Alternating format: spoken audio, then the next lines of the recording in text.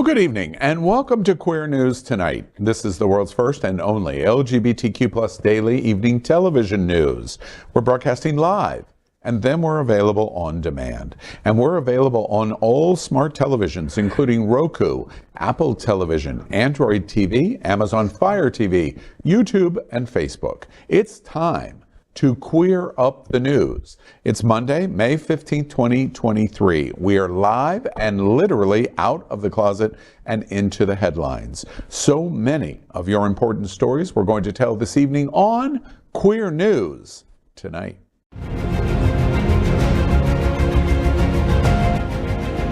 This is the world's first live daily LGBTQ evening news show, literally out of the closet and into the headlines on Queer News Tonight with Al Ferguson. I'm your anchor at Queer News Tonight, Al Ferguson, and this evening we bring you the news of and a perspective representing the LGBTQ plus community from South Florida, America, and across our planet. This is the world's first and only unedited live LGBTQ plus evening news show. Whatever happens unique in LGBTQ plus news, you will see it and hear it. HOTspots magazine, Happening Out Television Network, is a nonprofit 501c3 media company in the same model of PBS and NPR, but designed for the LGBTQ plus community. Our mission is to support the 10 pillars of our LGBTQ plus community. We want to inform and educate the key issues of our Black community, Latino, lesbian, trans, students and youth, seniors, HIV/AIDS, healthcare, business, political advocacy, and faith. Help us support our community. We are part of one of the largest LGBTQ plus media companies in America, HOTspots magazine, and Happening Out Television Network. Our magazine is celebrating 38 years of the LGBTQ plus experience, and our television news, talk, and entertainment shows support our mission to educate the LGBTQ plus and broader communities. Well, let's begin by welcoming anchor Fay What. She's a radio and television personality and has a popular blog and YouTube channel aiming to unite the L and the G together. She's a hostess and MC for many South Florida events, an animal advocate, and owner of Fay's Fur Family. Also, make sure to catch the Fay What Show, the first LGBTQ plus morning show, Mondays at 9 a.m. Eastern, online or your smart television. Fay was the winner of the 2022 SFGN Best Local Television Personality. Welcome, Fay. Hello, mi gente. I'm so happy to be here, and I wanted to give a big shout out to everyone over at SAVE and the Champions of Equality Gala yesterday. Most of us at this table were there yesterday, and it was just a wonderful time. Orlando Gonzalez, congratulations, and our friend of the show, Glenn Weinzimmer, for being spotlighted as an incredible person that he is for our community. We love you. All right, let's welcome anchor Dale Stine. You imagine Dale Stine, right? Dale Stine, with a background in music and the arts, he's a well-known photographer, having captured images of internationally acclaimed DJs, drag personas, and other entertainers, including moi. He has also taken pictures of all the hotties that you see on the covers of HOTspots magazine. He is presently the director of music ministry at Unity on the Bay, as well as moderator for Miami Gay List, which can be found on Facebook and on Instagram as @GayListOfficial. Good evening, Dale. Why, thank you, Faye. And I will include that I've also photographed Jamaal, the one and only, the stunner himself. Yes, he is. And you can also, if you can pick up a HOTspots magazine this week, this edition, the cover is the swimsuit issue, and I photographed those boys as well as the feature spread inside. There's lots of skin, and we photographed. What a surprise. Dale Stine has such a hard life. You suffer for your art. It's a hard, hard life. And see, he picked up my joke. Right, if I could only be the fluffer too. Let's welcome anchor Jamaal L. Starks. Jamaal is a rare Miami native, also known affectionately as Porcelain. You can find his IG that way. He is a spiritualist, model, vice president of Impulse Group, chapter Miami, which supports the Fit Safe Space and the Queer Yoga Club at Miami Life Center. He sits on the Men of Color Advisory Board for Viv Healthcare, walks Sex Siren, of course, in the House of Gorgeous Gucci, what else? And you can find him regularly cuddling up in bed with Fay What? As an HIV advocate and thriver, he's dedicated himself to lead by example that queer individuals are inherently worthy of living safe, healthy, and abundantly thriving lives. Welcome, Jamaal. Thank you, Dale. And these are our new shirts at the Fit Safe Space. That's so good, right? And it back on is Impulse. But follow me at Porcelain to know when the dates are for the Fit Safe Space, or follow at the Fit Safe Space or at the Queer Yoga Club. We all interconnect, and at Impulse Group Miami, so that you can find out all the happening events that we've been having. And June is going to just ramp up for us, like amazing. So now let's welcome John Hayden, a journalist for 28 years. He now works for several outlets, including South Florida Gay News as senior reporter and community editor, covering politics, entertainment, and local events directly impacting the LGBTQ+ community. John's interviewed everyone from presidents to Oscar winners. He just got back from spending Mother's Day weekend in Michigan and is still recovering. Welcome, John. Thank you. Recovering. What is there to do in Michigan? You saw my pictures. There was an old English bulldog and a German Shepherd Beagle mix. They will wear you out. And they were so awesome. But mostly I'm just grateful that I had a family to be able to go and visit. My mom, she's up in Michigan. My stepdad, Steve, his family came over and we all went out to dinner. And it was just a really nice time. So I'm blessed to, at my age, to still have a mother. And I'm lucky and I'm grateful that I was able to go up. So love you, Mom. And she's lucky to have you as a son. You're an incredible son as well. You are absolutely right. We are the reporters for Queer News Tonight. And this evening, we begin with the queer headlines. The LGBTQ+ community in South Florida and across America is diverse. Our community across the world is vast. Here are the bullet points for the Queer News for today, Monday, May 15th. Well, let's begin by queering up business. A dire warning as LGBTQ+ supporting businesses may face insurance cancellation. Julie Mabry always dreamed of running her own bar, and after working hard for so many years, in 2013, she made that dream come true when she opened Pearl Bar. Now, 10 years later, Mabry fears its future might be in jeopardy after an email she received from her new insurance agent. So they outright denied us, the underwriters, because we host drag shows. Drag shows was the first thing mentioned in that email, followed by the bar's daily drink specials, with the underwriters stating, "We won't write the risk." This is the first time I've ever gotten an email like that. I cried about this for about a week. Mabry says only people who are 21 and older can enter the bar, and they don't allow children inside to watch the drag shows. She believes the current political climate is what's fueling this. The narrative that we aren't good people, that's what the insurance companies, I believe, are looking at us as a risk. And obviously, at some point, they've decided that we are too much of a risk. What's more, insuring a bar isn't like insuring a car. A policy isn't automatically renewed.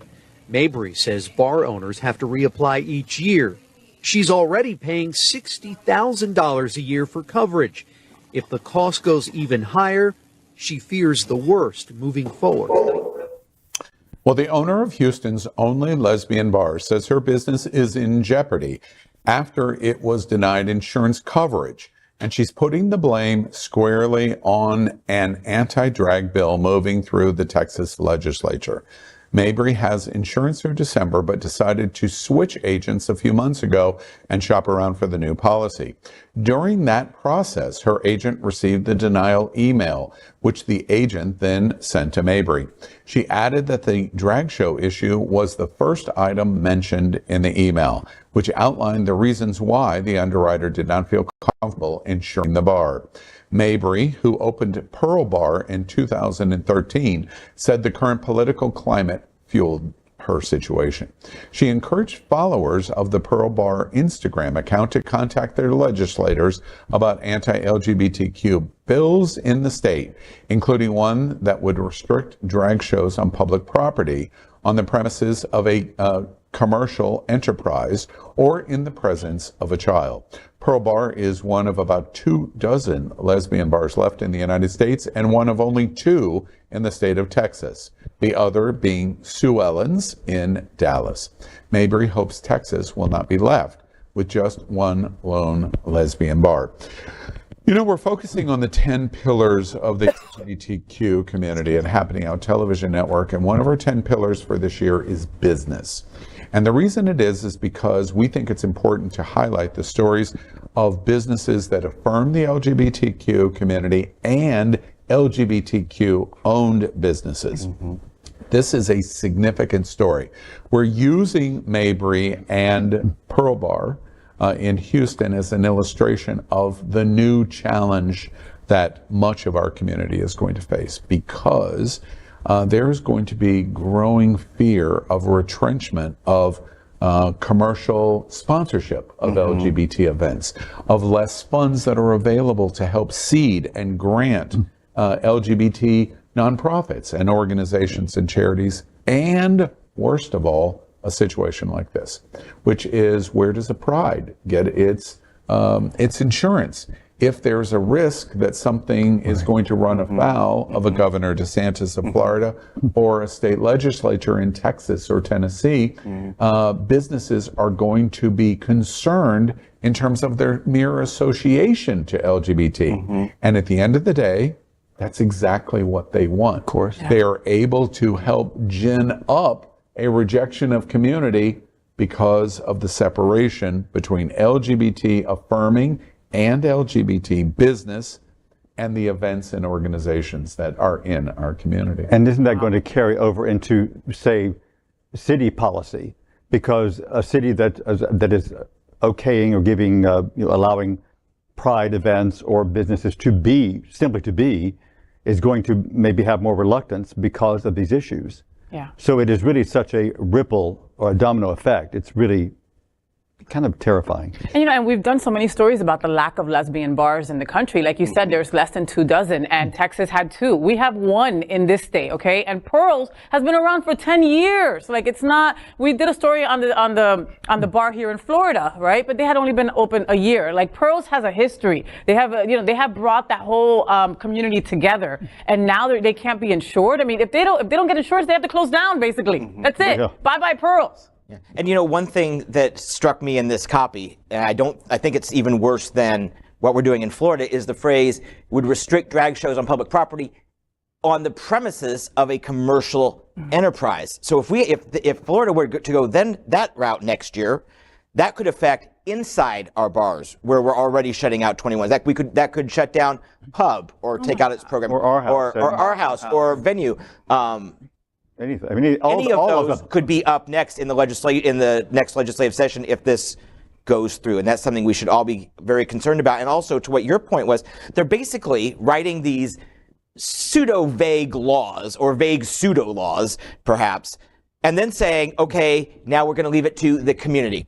We're going to make insurance companies separate from the community. We're going to make our own community turn on each other, as we're seeing to a certain degree with prides in the state of Florida. It's bad, and the way they're doing it is evil genius.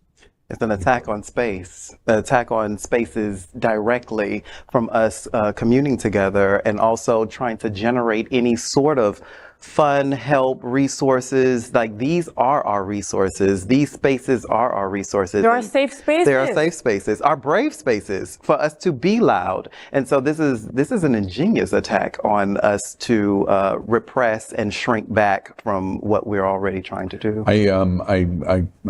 I make note of your observation, just as a slight correction. I bristle when you say ingenious, only because it still has the word genius. Yeah.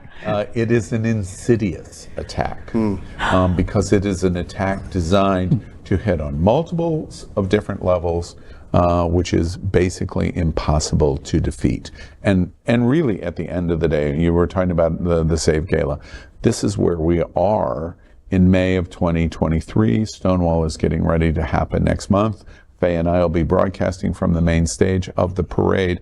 But at the end of the day, we are watching an attack that is getting more and more insidious. We must have an answer.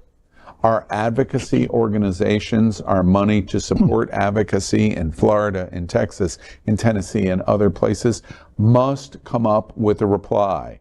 ACLU must come to defense. We must get it into courts. We must get it into federal courts. And we must move faster than we're moving. We're not moving fast enough. Well, next, let's clear up education. Florida school teacher investigated for showing woke Disney cartoon. This is concerning the movie that was played for my daughter in her classroom. Miss Barbie chose to show a PG movie without approval. When brought to the attention of the principal, Miss O'Rourke, she informed me that the movie had not been approved and it was not appropriate. She explained that she reviewed the handbook with Miss Barbie and let her know all movies have to be approved by administration prior to being shown in the classroom. While Miss Barbie is busy taking the light off herself and playing the victim, the real victims are our children. At what point is there a line between parenting and teaching? It is not a teacher's job to impose their beliefs upon a child. Religious, sexual orientation, gender identity, any of the above. But allowing movies such as this assist teachers in opening a door, and please hear me, they assist teachers in opening a door for conversations that have no place in our classrooms. We never watched movies such as this. We try so hard to be relevant. They want to be trending and have the likes on social media. We lost what the real purpose behind sending a child to school is. We send them there to learn reading, math, science, history. As a parent, it's my job to teach my child about the birds and the bees and relationships. And for me to decide at what age I want to embark on those conversations. By not following policy and procedure, Miss Barbie stripped me of my right as a parent to have those conversations prematurely. My daughter is 10, and I believe she should be 10 until she is 11. At 10, we are not promoting romantic relationships for our children. A Florida teacher is under investigation by the State Department of Education after what she believes is a targeted attack by a school board member who took issue with a Disney movie shown in her classroom. At a Hernando County school board meeting Tuesday, 5th grade teacher Jenna Barbie alleges school board member Shannon Rodriguez reported her to Department of Education for showing her students Disney's 2022 movie Strange World. It's the first Disney movie with an out gay character. Barbie, a teacher at Winding Waters K-8, said during public comment the Disney movie tied into her students' earth science lesson and did not have sexually inappropriate content.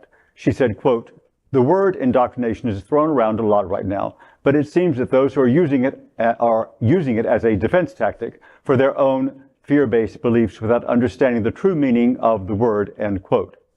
Florida educators are prohibited from teaching about gender and sexual identity due to the Parental Rights in Education Act, signed by Governor Ron DeSantis last year. Also known as the Don't Say Gay bill by critics, teachers have expressed anxiety and confusion over the vague wording of the law for fear of losing their teaching licenses or criminal penalties if found in non-compliance. Hi, my name is Jenna Barbie. I'm the teacher that is under investigation with the Florida Department of Education for indoctrination for showing a Disney movie. I just wanted to come here and tell you my truth, my story about what actually happened. So I'm a first-year teacher and a first-time mom, so needless to say, I've had a lot of learning to do this year. So how the situation came to be, our students had standardized testing all morning. So some students didn't finish, so in the afternoon, part of my students who didn't finish went to a different teacher's classroom and she split her kids amongst the other 5th grade teachers. So due to the fact that they spent their morning state standardized testing, I had a lot of students not in my room who typically are, and I had another teacher students in my room. I thought it would be a great time to give them a brain break by showing a movie that related to what we were learning about in school. Other 5th grade classes did this as well. So I want to bring up the issue that I'm in trouble for. I was told by every teacher and mentor at our school that our method for approval by administration of showing movies was to have a signed parent permission slip for PG movies. I had that from the beginning of the year. The whole 5th grade team had signed permission slips for PG movies with no objections to specific content. I actually had one student who did have objection to specific content, not showing the Buzz Lightyear movie, but she wasn't in my classroom anymore, so it wasn't a big deal. The reason I was turned in is because one of the split students was a school board member's daughter. That school board member is currently on a rampage to get rid of every form of representation out of our schools. She even spent days this past week going to all the high schools to get rid of anything that had to do with representation whatsoever. She even had admin escort her to a teacher's classroom that had a sticker of a black hand and a white hand holding hands, and the white hand had a different color fingernail for every finger. So the school board member called the Department of Education on me for indoctrination before ever coming to our school to talk with me or admin about the situation. Oh, this story just sets me on fire. I mean, when she referenced that she thought they should be teaching math, reading, all those things, and what she did not include was discrimination and ignorance. That's what she's claiming that should be taught.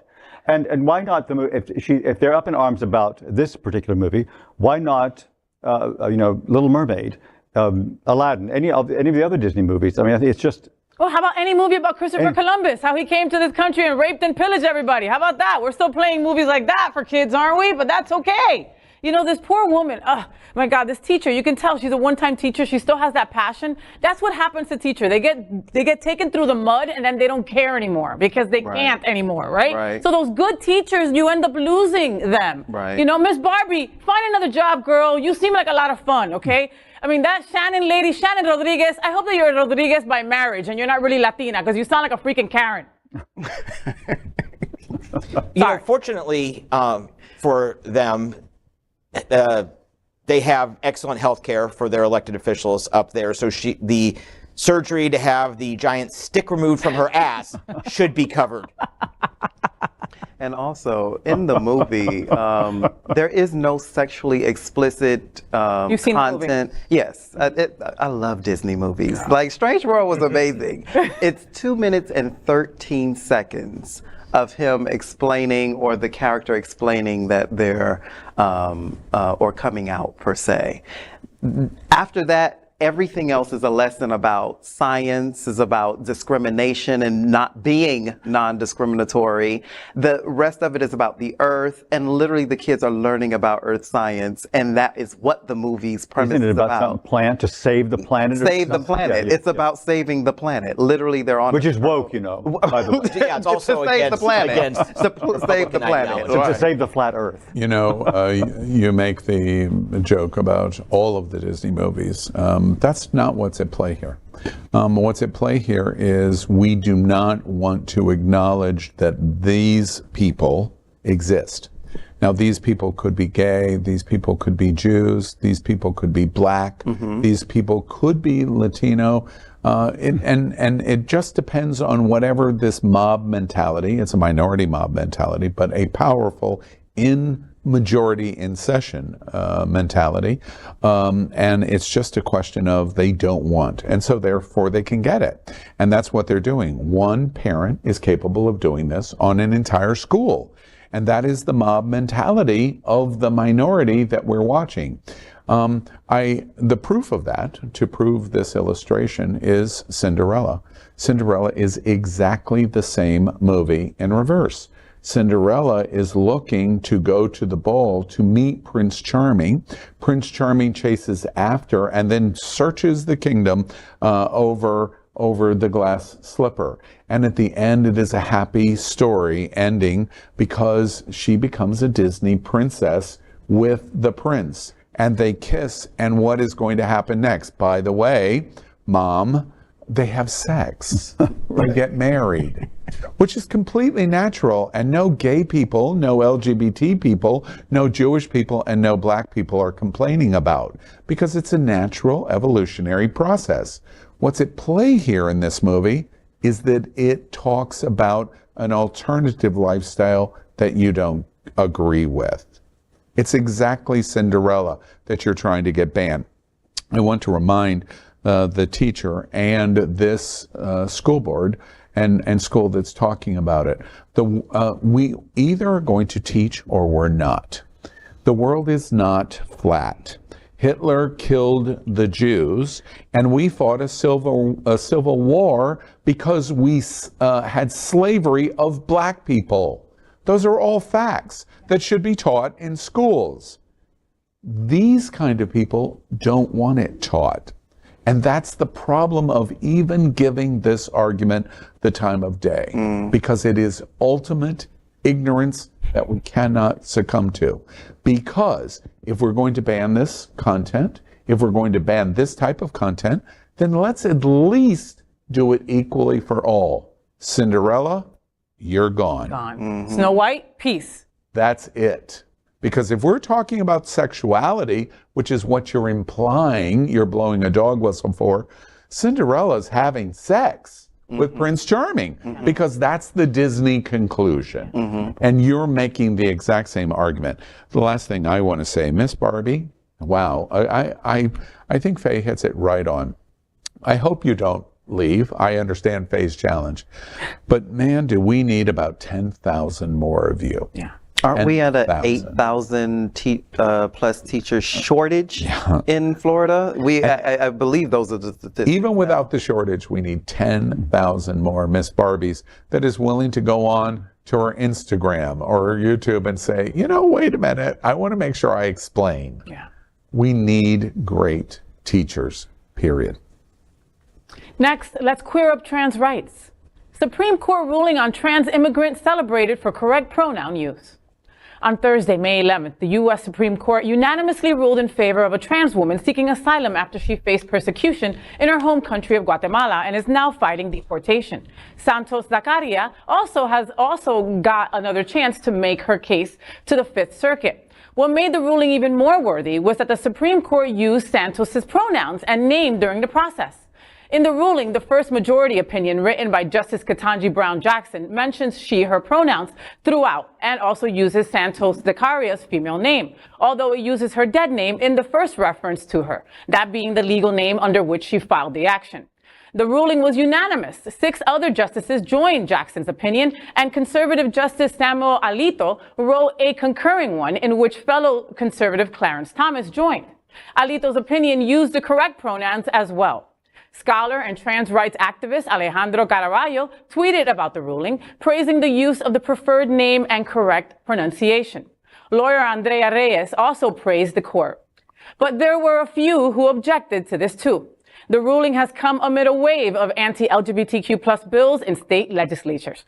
You know, it's something so simple as using pronouns, right, that makes somebody happy. I mean, I can't believe that I live in a world where we're happy with crumbs because somebody won't serve us a freaking plate. Right. Yeah. Period. But I am actually shocked by this. I'm shocked that the Clarence Thomas and these people that it was greeted positively. I mean, that's also very discomforting that I'm so surprised by that and so like, oh wow, like you said, crumbs. Yeah. We're surprised that Alito and Clarence Thomas would be human. Yeah. Right. Well, hello, Right. and not on the take for it, like getting some money for it. Yeah. It's a very powerful display of humanity as well. I love saying her name, Ketanji. I love her. Jackson. Yeah. I love saying her Brown. name. Brown. Yes. Miami girl. Yes. 305. It's a powerful light that it's used in a legal document with the Supreme Court. And that is something powerful that we can see that, there is light at the end of the tunnel. Like, we can make headway despite the mounting legislation against us right now. Like, there is some sort, who would have thought like a trans person from Guatemala? Guatemala would set a precedent in the United States legislation. But especially with this current Supreme Court. That's what's so shocking to me. Yeah. And Fay, you said at the end of your story, not everyone is happy about it. And I can tell you, this is sending off alarm bells and alarm bells and alarm bells throughout conservative circles, because they're seeing, oh, wait, this may not be the rubber stamp to the red state legislation that we've been doing. Last year, Justice Kavanaugh authored an opinion that upheld trans people's rights to be covered under Title IX.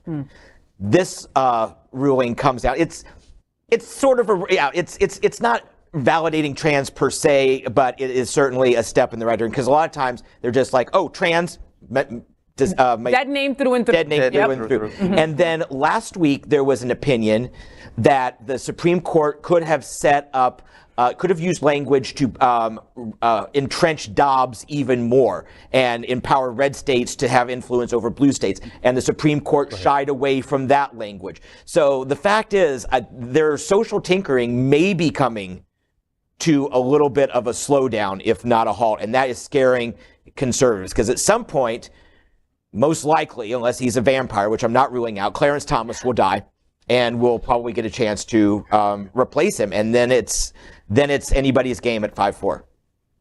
And I think your observation is the most important related to this story.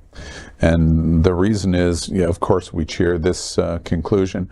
When I read the decision, two things really surprised me, obviously. Alito's concurring opinion that Clarence Thomas weighed in on surprised me. Here's our conservative alternative point of view agreeing with the majority decision is strange. Jaw-dropping. And it really was. And this is a kind of nuanced case, so you can't move it too far, but that did surprise me. And then second, the big issue here is exactly what you say. Will the court go along with the radical conservative and evangelical movement that we've seen across the country? Because they're clearly states' rights issues, and the majority of the court supports, and broadly it looks as if they broadly support state rights. But when it is challenged into a federal level, the question is the applicability of the state decision-making on a federal role. And there is just this sliver of, no, they won't go that far, that they'll support the idea of what you do in your state, but you can't export it on a federal policy level based on the constitutional principle of across America, which is what this case was, which is what is the issue that was at the heart of the case that John references.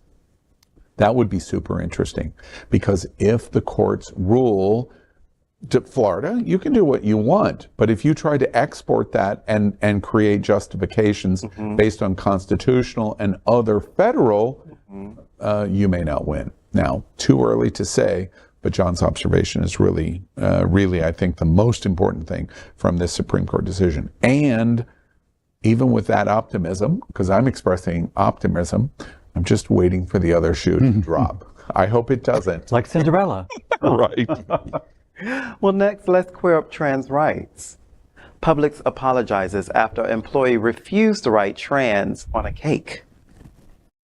It just kind of was this reality check that shook me. When Yasmin Flasterstein and her friend placed the order for their Publix cake, they asked for the phrase, "Trans people deserve joy." Instead, she says this is what they got back. People deserve joy. She shared these photos with us and her story about what happened at this Publix in Colonial Town on April 26th. Flasterstein planned to purchase the cake for an event that evening. A Spreading Trans Joy volunteer event. A celebration organized by a group she co-founded called Peer Support Space. I first went up to the bakery associate that was behind the counter. What feedback did you get? He did look a little bit confused, so I thought maybe he just didn't know what I said, so I spelt out trans. She says a manager later gave this explanation when they refused to write the entire message. I can't write "trans people deserve joy" on the cake because that's taking a stance on something. Grocery chain Publix has apologized for an employee at an Orlando store refused to write the word trans on a cake. Yasmin Flasterstein and Dandelion Hill, co-founders of Orlando-based nonprofit Peer Support Space, stopped by Publix location in the Florida city's Colonial Town neighborhood to pick up a cake for the organization's Spread Trans Joy event. Flasterstein told Orlando Weekly that a bakery associate seemed confused when she asked him to write "Trans people deserve joy" on a blank sheet cake. When she returned to pick up the cake, she found Hill, who was trans, crying. The bakery's manager apologized and claimed it was against Publix corporate policy to write the phrase on a cake. According to Stine, the manager told her that doing so would constitute taking a stance and that they weren't allowed to take a stance on stuff like that, end quote. The manager also claimed they could not write Black Lives Matter on cakes. Following peer support space event, Stine posted about the incident on Facebook. Her post drew outrage from the community and attracted the notice of Publix social media team. A representative for the company reached out, telling Stine that the store should have agreed to write "Trans people deserve joy" on the cake. Wow. So now we're taking our personal business into corporate environments or into private institutions and telling folks, this is the kind of vitriol, as you would say, that spurs people on, especially on their jobs, to literally discriminate when you're just an employee, boo-boo. Mm-hmm. Right. You're just an employee. Decorate the damn cake. I've heard a saying, give somebody a clipboard and a pen and they think they're the president of the United States. Like making up things right now, projecting your confusion onto, all I asked you to do was decorate the damn cake. I had an argument with my wife a year ago, and so I was trying to come clean, right, and be sweet about it. So I went to Publix and I got a cake that read, "I love your Cuban ass." They wrote that with no problem. Wow. Wow. Well, they probably assumed that you were importing livestock from the island. I wanted to celebrate on a cake. This story, though, brings me joy because Publix is doing the right thing. And to your point about the employee, the manager made it sound like it was corporate policy that they were following. So I'm kind of giving the employee a little bit of a break, but not the management or corporate. But, and there's always a big but, or an ass, as they might like or to say, a Cuban ass, is that pretty big. Publix ended up doing the right thing. Right. They reached out, they apologized, they said they would, and do it. And good for them because the state would not have. Last week, Governor DeSantis signed a bill that lets doctors decide if they're going to treat you or not. So if the state is saying to doctors, no, you don't have to treat these people if you don't want to, then they're not going to stand up for us when it comes for minor things like this. So I'm really glad Publix came through and is at least doing the right thing when the news media is watching. This is bringing all the Karens out, right? Right. I will give props to Publix, but at the same time, it's a business decision. Publix knows they have a hell of a lot of LGBTQ plus customers. Mm-hmm. I think it could be. I mean, I applaud the decision, but I think it's also a business one. Money. And the employee and manager should be fired. You're costing me money. Yeah. If I was CEO of Publix, supervisor of Publix, over operations of Publix, I'm sorry, you have to go. You're costing me money. Mm-hmm. That is literal business, and LGBTQ plus folks, we know we bring in the business and the dollars. In the rightness and the wrongness that we're talking about as it relates to marginalized communities, I always have a standard of replace the marginalized community and replace it with something else, and then find out if it's still true. Trans people deserve joy. Okay, you can't do that at Publix, according to the altercation that took place in Orlando. So remove trans and insert the word black. Black people deserve joy. Could you possibly imagine Publix doing that? You make the joke about using the word ass as my Cuban wife. So it's not even an LGBT thing. So it's replacing trans with black, and you could do it. You could say Jews deserve joy in America, and you could do that at Publix, and likely they would do that. Muslims deserve joy. Oh, well, it's definitely a marginalized American religion, so therefore they can't. No, you can't imagine Publix doing that. And ultimately, could I go in and say, I want to have a cake that says white men deserve joy? Well, of course Publix would do it. So there's the standard of why the trans justification could not stand up in Publix, except it can. Because one of the most important things for me in this story is that Publix absolutely could do that. There is no doubt about it. We watched that Hobby Lobby can make decisions at Hobby Lobby against the LGBT and trans community. Chick-fil-A can make decisions against the LGBTQ community and against the trans community and completely do it. And there's nothing anyone can say about it. Nothing. Not only because of the kind of state that we live in Florida specifically, and really in America, but the business can make the decision to do it. Now that's really key in this story, because Publix says, no, we're not doing that. Now and I know this is going to be unpopular, but Publix has been slammed for the last decade in the LGBTQ community. And frankly, more often than not, it's not fair. The longevity of the organizational structure of the founding family of Polk County and Lakeland, Florida, were racist and homophobic and X and Y and Z. But they don't control they may have stock interest, but they do not control the day-to-day business decision making or the operations of Publix. Publix has been saddled with the founding ownership of the family and continued to be lumped into this homophobic and racist mentality. This is another, and there's many examples where Publix has gone over and above to say, we are a modern corporation in Florida. We are the only corporation in Florida that rivals who? Disney in size. But we very much have many of the same philosophies as Disney. We need to give them more credit. We need to, in our community, give Publix more credit. And this is just one of many, many, many examples of them being on the path. They're not Chick-fil-A and they're not Hobby Lobby. Employees made a mistake. Corporately, they corrected it. Story's over. We move on and we queer up the worldview.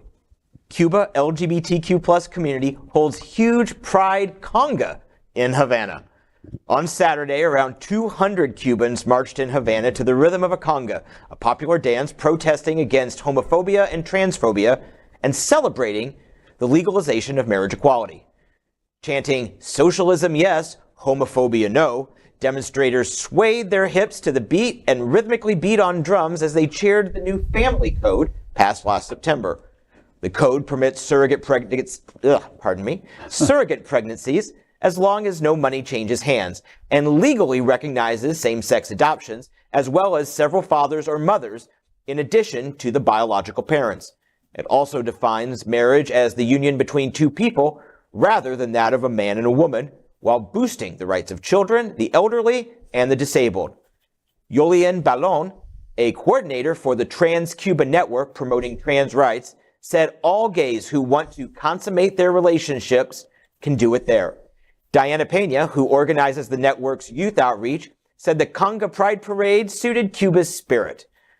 The march was led by Mariela Castro, the daughter of Raul Castro, one of the leaders of the revolution, and a supporter of the family code, alongside Liz Cuesta, wife of President Miguel Diaz-Canel. Cuba's machismo culture was exacerbated in the 1960s and 70s when the government ostracized the LGBTQ plus community, often sending many to militarized agricultural labor camps. This is a good story.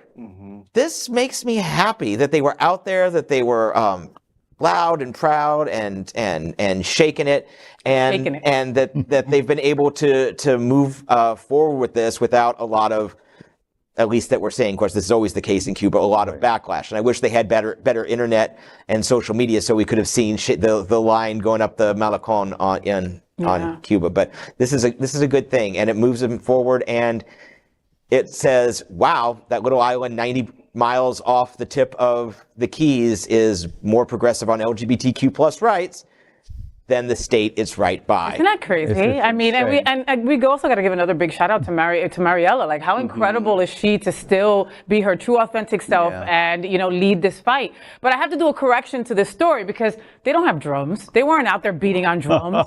Anybody who knows Cubans, they go outside and they beat on pans, cazuelas. Ding, ding, ding. That's what they do every time the Marlins or the Heat win. That's what happens here in Little Havana. But I think this is a wonderful thing. And unfortunately, I do have to think like John Hayden. Hayden. It's like, wow, this little place that's 90 miles away seems a little fast forward or more forward thinking than us while we're taking steps back at such a high and alarming rate. Yeah. We have an obligation to be three-dimensional to the best that we can in story reporting at Queer News Tonight. There's no news show in the world like what's happening right now. No other place in the entire world. We have an obligation to be three-dimensional when we talk about the stories that are happening in South Florida, in America, and in the world, which is what this story is in Cuba. To my Cuba-challenged friends, we have difficulty sometimes being three-dimensional to say, hate Cuba, admire what's happening for LGBT in Cuba. Why is that so hard? It is very, very hard for many people in South Florida to say that, because in some way it takes away from their, I hate Cuba. I hate the politics of Cuba. I hate the authoritarianism of Cuba. I hate the Castro family of Cuba. Blah, blah, blah, blah, blah. Well, okay. Politics is not in this conversation. I'm not talking about politics at all. I'm only talking about LGBT rights in Cuba. I have been to this event in Cuba. I have been to Cuba more than at least 10 times. And one of the things that I can tell you for sure, and I've been saying this for 10 years and I will continue to say it, and my Cuba challenged friends, and you know who you are, shout me down and say, no, no, no, no, no, no, no, no, no. Let me tell you one thing that's for true, which Fay identifies. If you're transgender, you want to live in Cuba and you don't want to live in Florida. Right. Period. If you're LGBT, you're embraced better on the island. 60-some% voted in the general election for the Family Act. Right. But even before the Family Act, if you're LGBT in Cuba, you were treated better by the government, the authoritarian institution that we do not like, better than from the governor's mansion or the state capitol in Florida. Those two things are facts.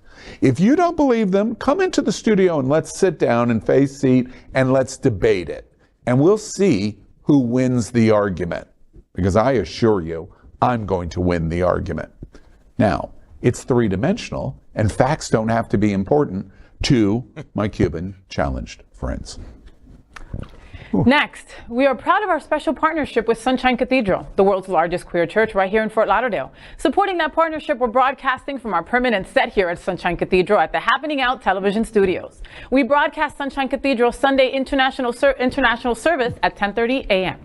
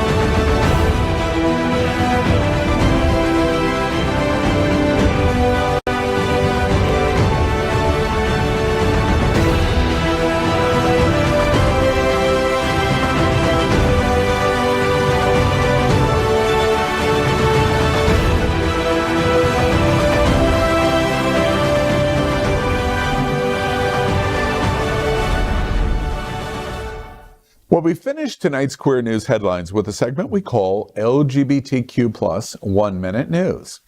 LGBTQ plus 1 minute news. Let's queer up education. Children's book on Billie Jean King may be banned in Florida school district. A children's book of the life of tennis and LGBTQ plus icon Billie Jean King is being reviewed for a possible ban in elementary school libraries by a school district in Tallahassee after a parent complained about one of its themes that supports same-sex love. The book is rated as appropriate for children in kindergarten to 4th grade and is 40 pages written in a cartoon style. In Florida, it only takes one parent to object and set in motion hearings on whether a book should be allowed to be on library shelves under so-called parental rights, which have been a cornerstone of Governor Ron DeSantis' legislative agenda.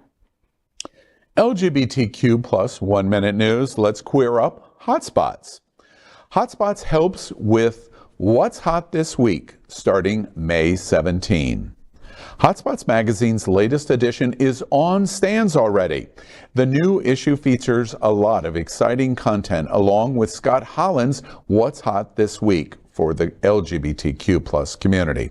On May 18th, the Island City Stage is going to host Tracy Jones by Stephen Kaplan from today through June 18th. On May 19th, the Mesozoic era will come to life at the Museum of Discovery and Science with Expedition Dinosaur. Other options for fun on May 19th include A Night of Love starring DJ Shannon O'Love and will be held at Eagle Wilton Manors from 10 p.m. to 3 a.m. Dayer Nightclub will hold Scene Studio 54 party by the Seminole Hard Rock Hotel and Casino Hollywood from 6 to 10 p.m. Then on May 20th, you will be able to enjoy wine tasting featuring wines from around the world at Doris Italian Market and Bakery. Wilton Manors will arrange the last art walk of the 22-23 season from 6 p.m. to 9 p.m. Plus, you can enjoy LeBoy's Andrew Christian Underwear Party. Oh, I'm so there for that. With a free giveaway all night long.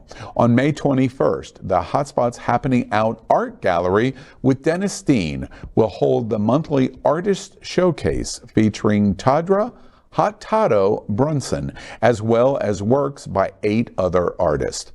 And those are just some of the events you can find out in this week's HOTspots magazine. LGBTQ plus 1 minute news. Let's queer up health. After 3 decades of ban, the FDA updates blood donation policy to include gay men. Last week, the Food and Drug Administration loosened restrictions on blood donations by men who have sex with men, a change that could ease blood shortages by allowing more people to donate. The agency said it will recommend a series of individual risk-based questions that will be the same for every donor, regardless of sexual orientation, sex, or gender. Gay and bisexual men in monogamous relationships will be allowed to donate blood.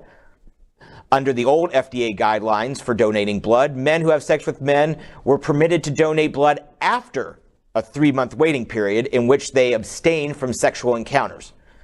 The new policy eliminates current time-based restrictions in favor of more inclusive-based policy based on the scientific evidence that we have. And that is today's news for the LGBTQ plus community on the world's first and only daily LGBTQ plus evening news show. If our community is important to you, share this news with your friends and family. Are you, like most of America, part of a very large television audience watching this live LGBTQ plus news broadcast right now on Roku, Apple TV, Android TV, and Amazon Fire TV? Queer News Tonight is the only live LGBTQ plus digital television show in the world that is out of the closet and into the headlines. We need your support. If our community is to grow, we must tell our stories and bring them to the attention of the broader world. This is the only place in the world that tells these types of LGBTQ plus stories in motion and sound. That is the passion of HOTspots magazine, Happening Out Television Network, and Queer News Tonight. I'm your anchor, Al Ferguson, and on behalf of these LGBTQ plus reporters, the anchors of Queer News Tonight, including Fay What, Dale Stine, Jamaal L. Starks, and John Hayden. We will see you daily at 8 p.m. And to our LGBTQ plus world, we wish you good night.